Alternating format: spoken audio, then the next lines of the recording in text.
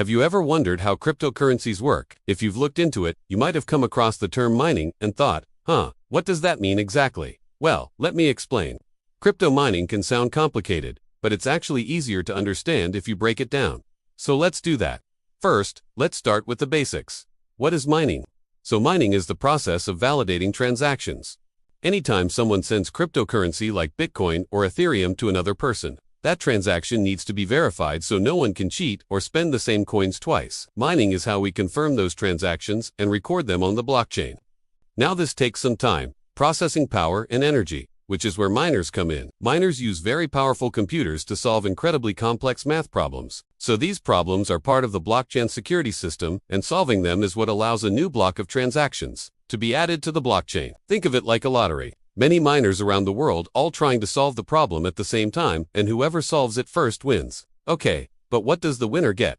How does the mining work? Well, the winner gets to add the block to the chain and receive a reward in the form of freshly minted cryptocurrency and sometimes transaction fees. Now, for example, in Bitcoin, miners receive both new coins and transaction fees. This is why mining is often called minting new coins.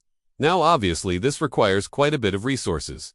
You can't just do this on your laptop or phone. You need special hardware and lots of electricity. So the hardware is designed to run complex algorithms very efficiently. For Bitcoin, for example, specialized hardware, called an application-specific integrated circuit, or ASIC for short, is ideal. They're basically the best hardware for mining Bitcoin, as they're very efficient and fast. But you will also need a lot of electricity, because these computers run day and night solving these complex calculations, and that requires a lot of power. This is why Bitcoin mining, for example, consumes huge amounts of energy. And speaking of why Bitcoin uses so much energy, here's a bonus fun fact. Did you know that the total electricity consumption of the Bitcoin network is roughly equivalent to the annual usage of countries like Argentina, Chile, or Malaysia? Okay, now moving on from electricity, let's talk about the second thing you need for mining, and that's the hardware itself. As I mentioned, you'll need something way more powerful than your personal computer. So unless you want to waste a ton of money on regular computer hardware, you'll need an ASIC, so these machines cost thousands of dollars each, and they're not very flexible. They're good for mining only one coin or group of similar coins that use the same algo. So that's a big upfront investment. And once you buy these machines, you'll need somewhere to keep them.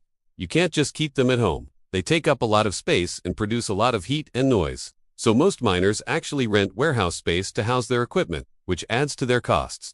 And don't forget about maintenance either. ASIC require constant upkeep, cooling, and occasional replacement, which adds even more expenses. Sounds complicated. Is there a simpler way? Yeah, there are cloud mining services where you can rent computing power from a data center, and they do the mining for you. But unfortunately, cloud mining has its own risks. There are many scams out there, and since you aren't actually running the hardware yourself, you're trusting someone else with your money and hoping they don't run away with it. And one last thing about mining hardware, the type of hardware you'll need depends on the coin you want to mine. Each cryptocurrency uses a different algo, and some are more difficult to solve than others. That means that some coins are more rewarding to mine than others, but they also require more computing power. Now, what about the actual mining process itself? Is there anything we can simplify there? Well, yes, actually. You see, there are two main parts to the mining process. Actually three, but let's start with the first two. First, there's the actual puzzle solving, where miners try to guess the answer that will pass the blockchain's security check. And then there's the block propagation phase, where miners broadcast their guesses around the network. And after that, there's verifying the solution. Now don't worry, we'll explain all of these processes in detail, but I just wanted to point out that there are three distinct stages. But anyway, let's go through each one step by step, starting with puzzle solving. The goal is to find a number that, when put into a complex equation, along with the transaction data, produces a result that meets the blockchain's requirements. Now this sounds easy to say, but extremely hard to do. You see, the result must start with a certain amount of zeros. So the more zeros, the harder it is, and this is called the target hash. And trust me when I say that it's really difficult.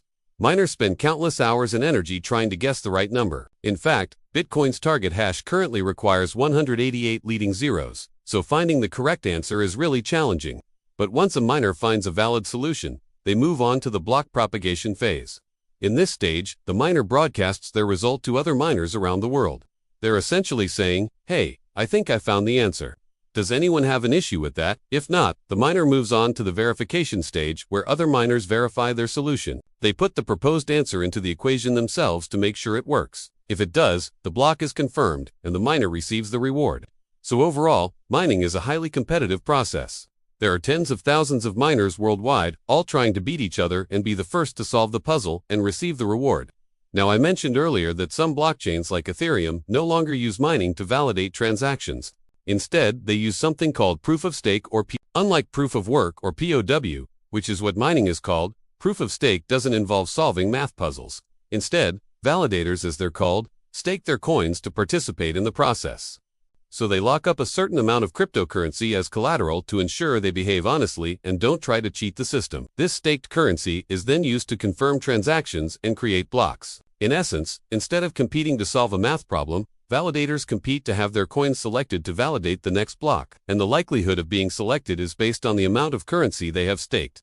Ethereum switched to proof of stake in early 2022. So now, instead of mining, users validate the network by staking. This change was made to reduce the energy consumption of the network and make it more sustainable. Now, this might be confusing, so let me clear it up. In short, mining is the process of creating new blocks of transactions for a blockchain and earning a reward for doing so. It's done by solving complex math problems and requires a lot of computing power and electricity. On the other hand, proof of stake is a different consensus mechanism, where users validate transactions by locking up their coins instead of solving math problems. Alright, hopefully now you understand a little bit more about how cryptocurrencies work. If you enjoyed this video, please consider subscribing for more educational content.